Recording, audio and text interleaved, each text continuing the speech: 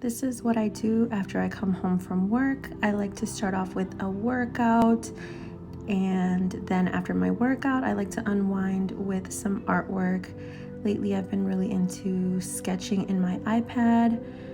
And after that, I prepare myself for my shower. But before the shower, I like to do my hair treatments. This really is a very key step before my shower. It works wonders on my hair. And then I remove my makeup, get in my nice relaxing shower, do my shampoo and conditioner, and I start my skincare in the shower, but I end it obviously afterwards.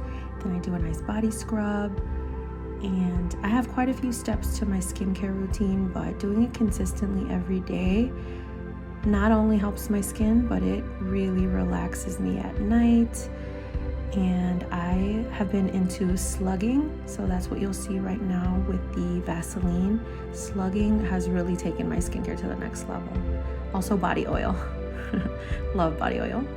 After my skin, I like to unwind with a good book. Then I end my night with my vitamins and water. Good night.